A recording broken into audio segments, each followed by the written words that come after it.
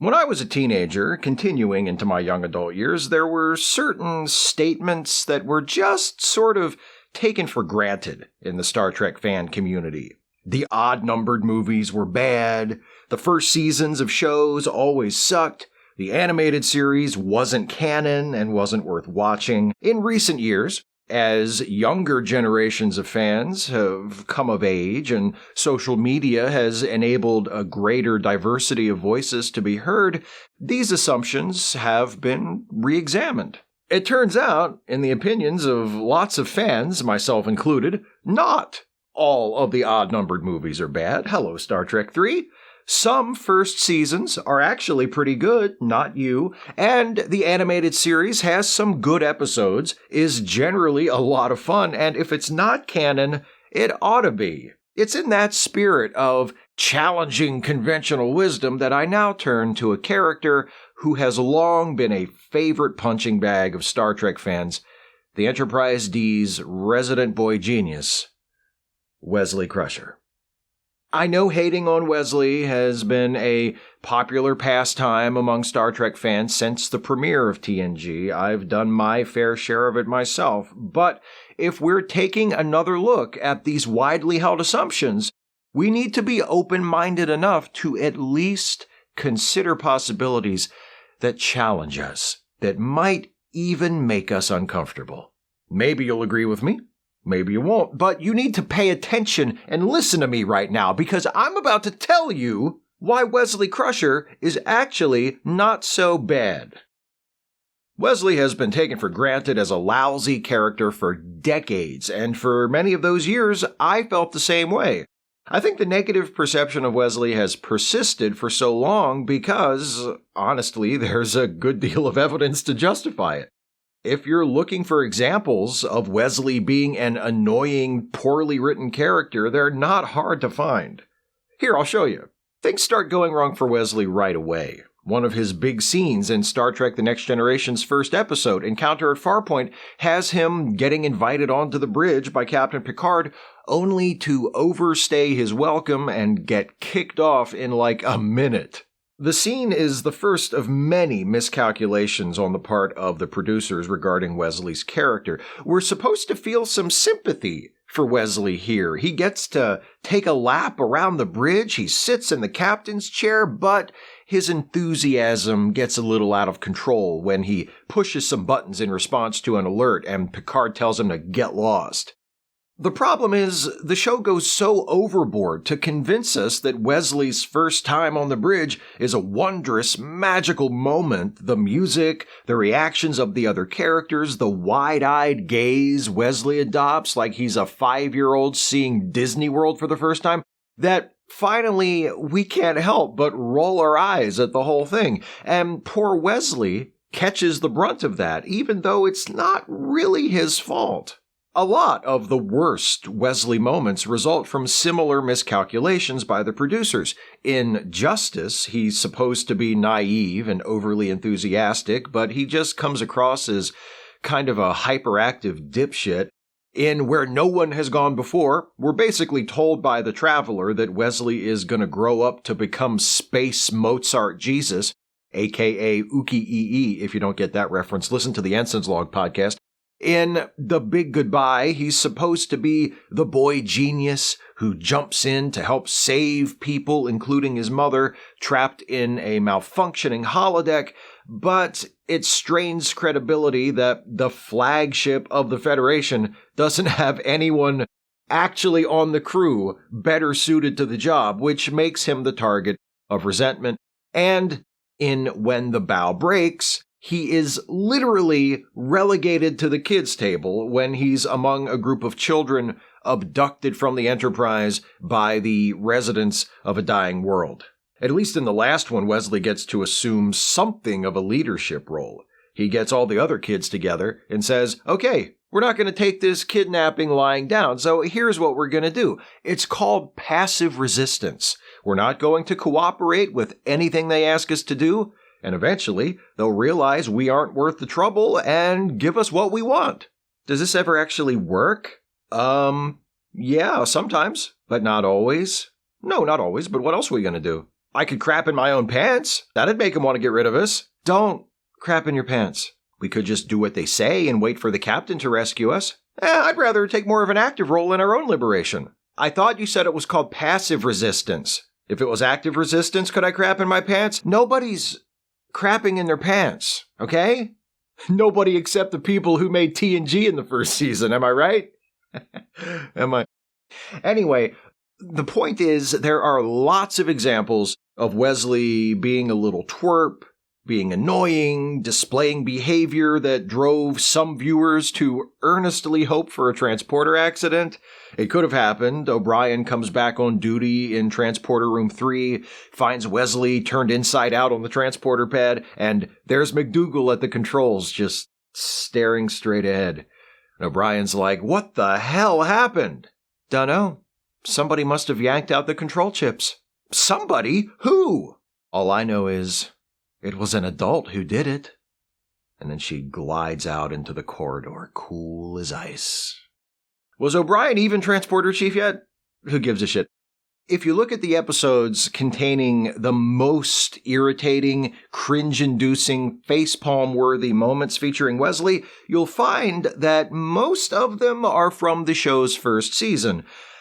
And some in the second season, sure. Plus, season 2 is when the producers said, fans have been making fun of Wesley's wardrobe, so let's fix that by giving him the worst costume ever worn by any character in the history of this franchise, which is full of characters wearing extremely bad-looking costumes like...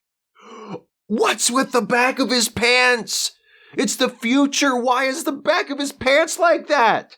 They dress him that way and expect people not to hate him? The poor kid never had a chance. What I was getting at, before I went off on that tirade just now about Wesley's fucking gray uniform and how much it sucks and I hate it, is that most of the worst Wesley stuff comes from early in the show's run. Now I'm talking about you. When, yes, Wesley sucked, but also so did everything else about the show. Why are we singling out Wesley when Worf is standing right there and he's just as terrible in season 1, if not worse? The snarling, the erratic characterization, and what was even his job? I know, First Klingon in Starfleet, but what does he do? For that matter, what's Geordi's job in season 1? And why do he and Data keep trading seats? I think people are just jealous because Wesley's smarter than they are, and he gets to live on a spaceship and they don't. Also, in Season 1, the women are usually too nondescript and irrelevant to really give the dedicated whingers in the audience anything to grab onto, so a lot of the reactionary hate that would have been directed at them rolled off their backs and onto the next least masculine character, the underaged boy, the bunch of misogynists/misopodists.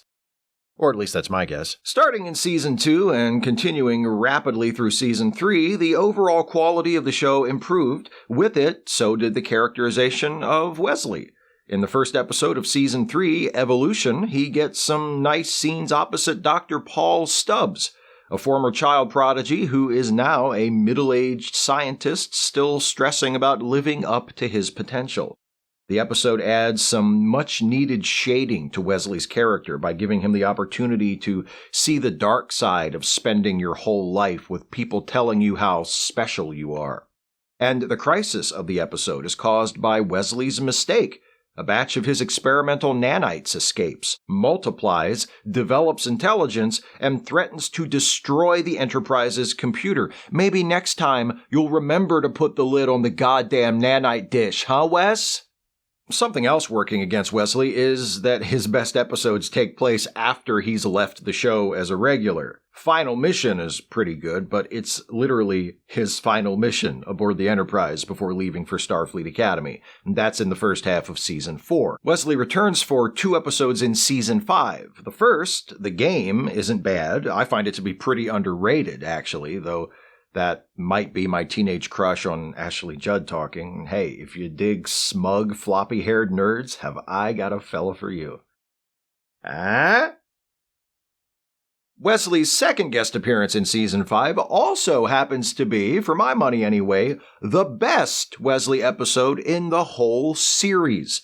It's a little show titled The First Duty.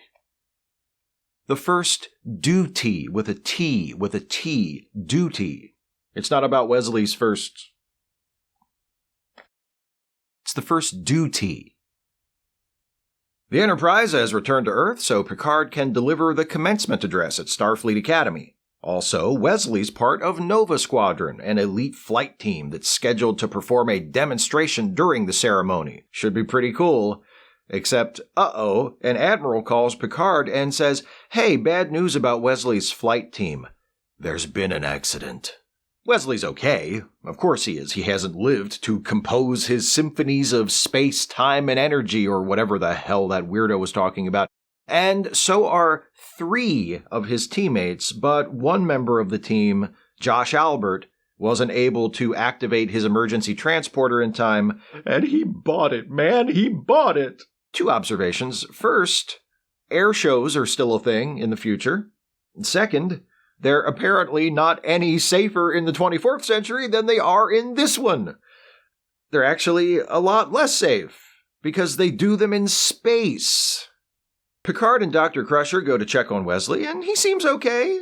His arm's a little sore, and he's bummed about Josh's death, but he doesn't want to talk about it. Nick Locarno, the leader of Nova Squadron, drops by to talk to Wes. Dr. Crusher asks how he's doing, and Locarno says he's okay, it's just that he's never lost anyone under his command before. And Picard's like, "I'm afraid that never gets any easier." At least that's what I tell the people under my command. The truth is, after the second or third time it happens, you get kind of numb to it, and by the time you get to be my age, it barely even registers. Like, Beverly, remember our security chief who got killed by that magic molasses monster a few years ago?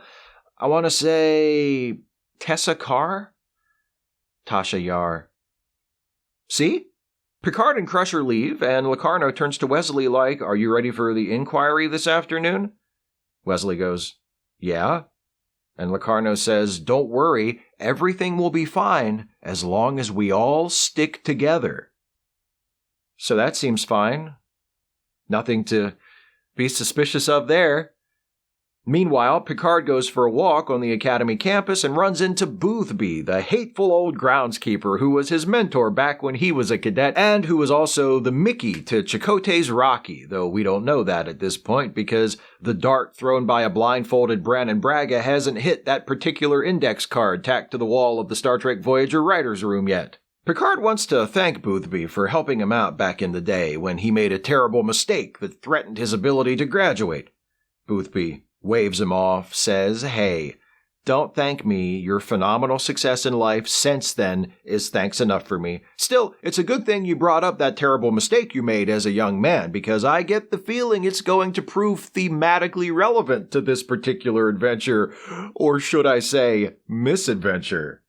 What are you talking about? How should I know? It's foreshadowing. It hasn't happened yet. Also, quit walking on my goddamn grass. Later, at the inquiry, Locarno is explaining what happened during the accident, and he's like, everything was going according to plan until Josh, our dead friend, who can neither confirm nor deny anything that we say here, broke formation and caused the accident. Sure is a shame that he turned out to be a huge, fraidy cat wuss who endangered all our lives and got himself killed, but he was our friend, which is why at first we weren't going to say anything about how the accident was all his fault, because he was a twitchy coward who pissed his pants in terror moments before single-handedly causing all of us to crash and almost die. But I guess you dragged it out of me, sir. Can I sit down? The Admiral adjourns the inquiry until the next day. Later, Wesley and the rest of the team meet in his room, and Locarno is like, everything's going according to plan. All Wesley has to do is bullshit his way past the inquiry board tomorrow, and we're home free. But Wesley's like, I don't know if I can do this because I have a conscience. Like, we're all blaming the accident on Josh, but we know it wasn't his fault. It was all our faults because of the incredibly dangerous stunt we were.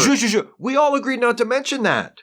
Just talk about your damaged flight recorder data, play dumb about what really happened, and we're golden. Can't you just let us be golden, Wes? Please, we all want to be golden so bad. Wesley reluctantly goes along with the plan, and later, in the room where the inquiry is being held, Josh's dad comes up to him, and he's like, hey, I was packing up my dead son's belongings, and I found a sweater he borrowed from you, so I wanted to return it, and thank you for helping him study, and also apologize for him being such a cowardly loser who let you all down.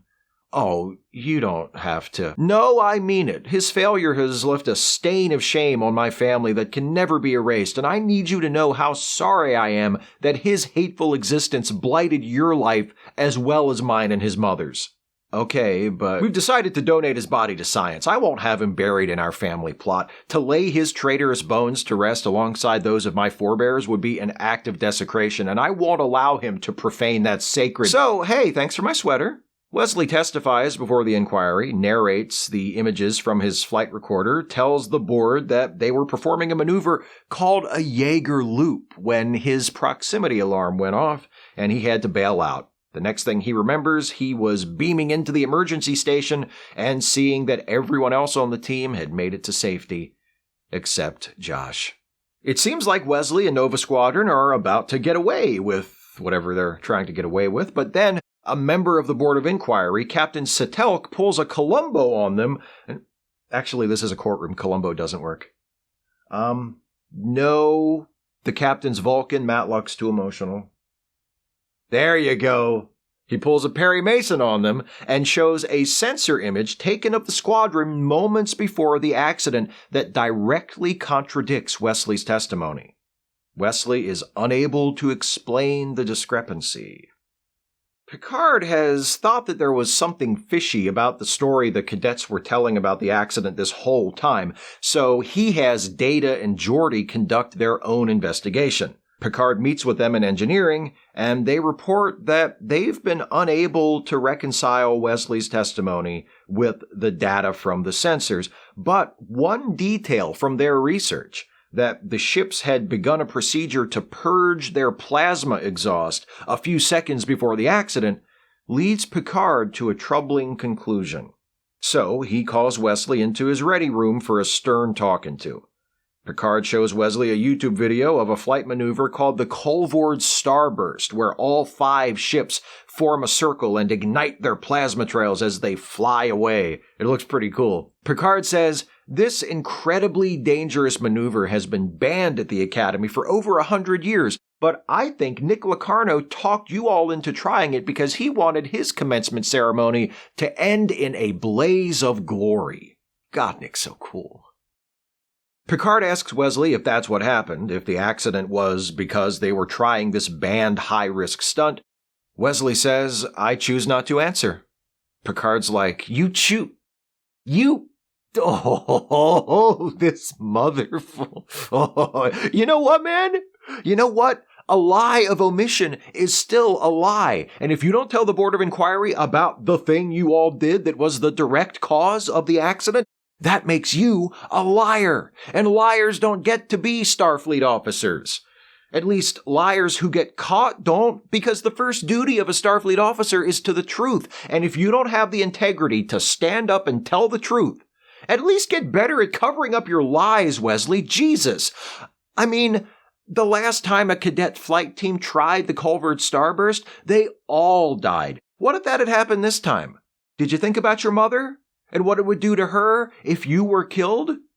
Sure, it wouldn't be so bad at first, at least from where I stand, because grief makes her horny, and who else is she going to turn to in that situation? No one on this ship holds a candle to me, but you also need to think in terms of long-term damage. Picard says that he will tell the Inquiry about the Colvard Starburst if Wesley doesn't, so Wesley runs back to Locarno all in a panic like, Picard knows, and he's going to tell him everything. But Locarno stays cool. He says, Wes, Picard doesn't know anything. He has a theory, and if I only learned one thing from my creationist parents, it was that a theory, no matter how comprehensively it accounts for a given set of facts, is just a theory. It doesn't actually prove anything. I'm not sure that's how a theory... Here's the bottom line, Wes.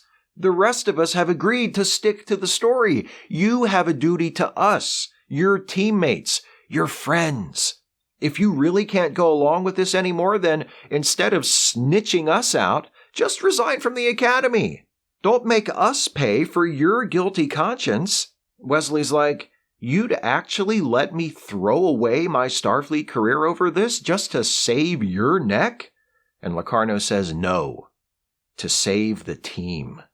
And if I was in your place, I'd do the exact same thing. Well, actually, I wouldn't, because if I was in your place, I'd just stick to our story and get us all out of this instead of blabbing the truth to everyone like a sap. But hey, that's just me. The next day at the inquiry, Admiral Brand is very disappointed in everyone, but since no one's talking and there's no conclusive evidence that they did anything wrong, she's about to let everyone off with a formal reprimand and close the hearing. Picard is about to say something, but Wesley beats him to it. He stands up and spills his guts about everything, the band maneuver, the cover-up, the whole thing. And he turns to Josh's father, who is in the audience, and says, "It wasn't Josh's fault. He didn't let us down. We let him down." Josh's dad is probably thinking, "Oh, shit, and I already sent Josh's corpse to the Vulcan Science Academy. They're probably cutting on him right now.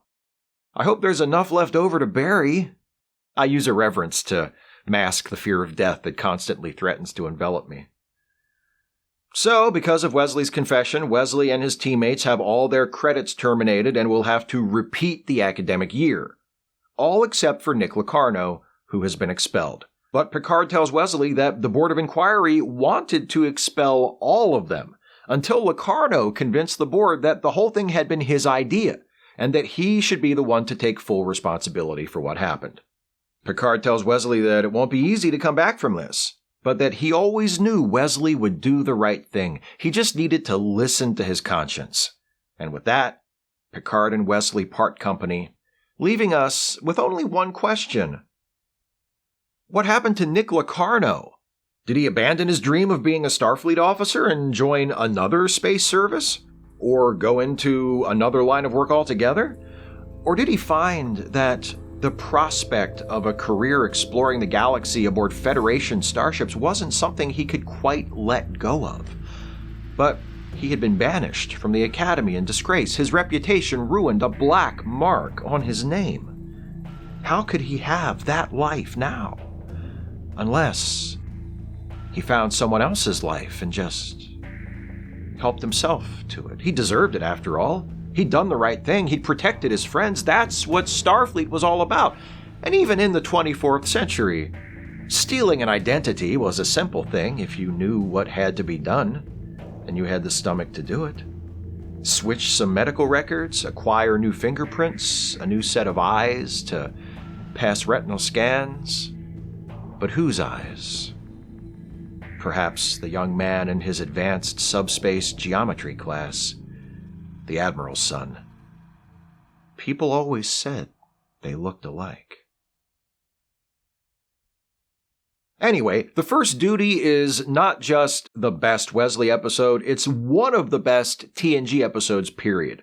It takes that idea of Wesley as the golden child and what happens as he grows up and finds it harder and harder to live up to his potential that was touched on in earlier episodes like Evolution, and builds on it in a way that feels natural and leads to some compelling drama that I'm sure a lot of us can relate to, even though most of us have never been members of an elite team of space pilots. They're young. They do something reckless and foolish, and they have to decide whether to try and run from their responsibilities or own up to what they've done and face the music. Wesley is tested. He falters, but ultimately he does the right thing. Because he's a good person.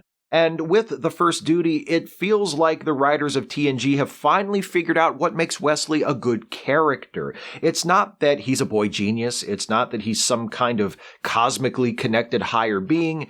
It's that he's someone from whom great things are expected, who sometimes struggles under the weight of those expectations, who gets back up when he's knocked down, and who is able to summon the strength of character to do the right thing when it matters the most. That's a Wesley I can get behind. And that's why it's so disappointing when, for his final appearance in the series, Season 7's Journey's End, the writers go back to the Chosen One angle and have Wesley quit Starfleet to go off on an ill-defined mystical field trip across other planes of existence with the Traveler. Then, in a deleted scene from Star Trek Nemesis, Wesley is back in Starfleet again. I mean, just pick one. It's that kind of erratic, unfocused, poorly considered characterization that led people to hate Wesley in the first place. That's why if, even after everything I've said, you still think Wesley sucks, I get it. Though I do want to point out that I'm talking about Wesley, not Will Wheaton. Back in the day, some fans transferred their dislike of Wesley onto Will, which wasn't fair because Will is a good dude and a good actor, and as Wesley, he did the best he could with material that was often subpar. When Wesley was the shits, it wasn't Will's fault. But even if it had been, it still would not have been cool to give him or anyone else shit for it. It's a TV show. If the only offense a person has committed is participating in the production of a piece of entertainment you find to be poor, just leave them alone. Express your opinion, talk about it with other fans, but don't harass actors and writers and producers, okay? They don't owe you the show you want. If you don't like their work, that's fine. Art is subjective, and if you think something sucks, you're allowed to think that and to say that, but leave the people who made it alone, for Christ's sake. Wesley did suck for a while, but eventually the writers figured it out. Wesley grew into a solid character, and finally, he even got to be the focal point of a great episode. And best of all for us, the fans of Star Trek, writers who joined the franchise later learned from the poor early characterization of Wesley and improved on it greatly with the creation of Jake Sisko and Nog for TNG's spin-off Star Trek Deep Space Nine. Wesley walked face first into doors repeatedly for years so that they could run. Or in Nog's case, limp for a while until he learned to cope with his post-traumatic stress. But I'm sure after that, he was able to run just fine. Or maybe not. I don't really remember. Either way, it's better than what happened to Borg Wesley from Voyager. Eek.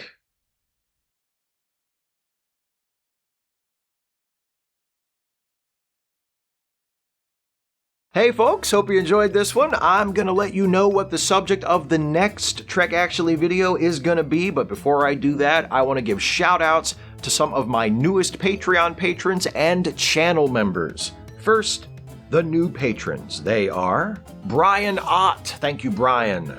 Zachary Palmer, thank you Zachary. Pete Ball, thank you Pete. Bajara Emperor, thank you Bajara. Orevelos, thank you Orevelos. Scott P, thank you Scott.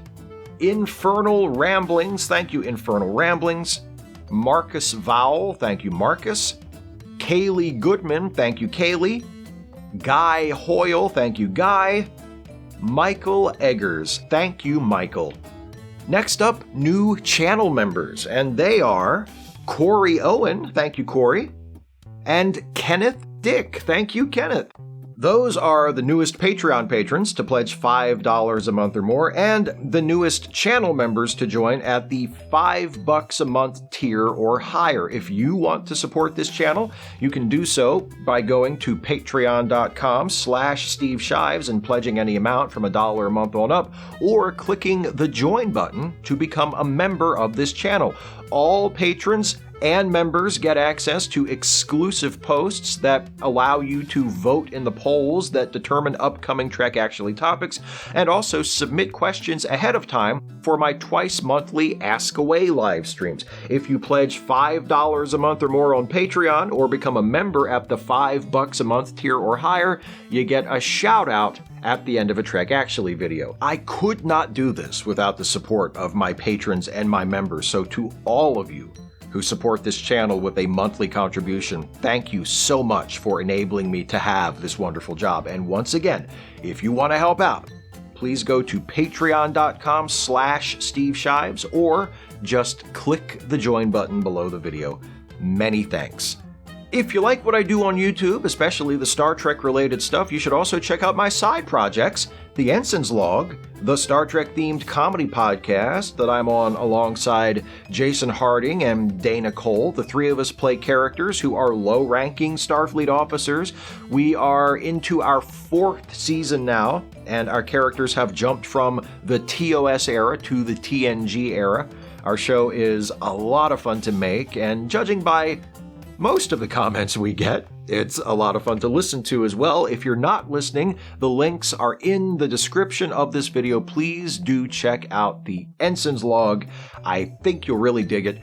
I also do a weekly watch-along live stream with Dana called Trek Reluctantly, where we watch episodes of Deep Space Nine, which Dana has never seen before, and another series or sometimes a movie that I have never seen before. We're into season 2 of DS9. We started out watching Firefly on the off weeks from DS9, and then we watched Magic Mike, and now we've just started watching the Netflix original animated series Hilda. So, whenever you're able to join us, we invite you to queue up whatever we're watching on your end and watch along with us. It's every Wednesday starting at 6 p.m. Eastern on this channel right here. So if you're interested and able, please join us for Trek Reluctantly. We'd love to have you.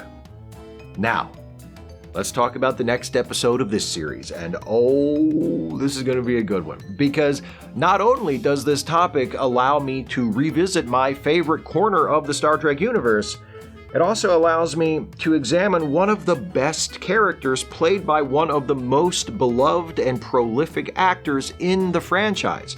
That corner is a little space station called Deep Space Nine. That actor is the great Jeffrey Combs, and that character is the genetically engineered ultimate bootlicker Weyoun. Next month's Trek Actually topic, suggested by viewer Dan Ullman. Why Weyoun might actually be Deep Space Nine's best villain. That's going to be fun. Thanks for watching, everybody. See you next time.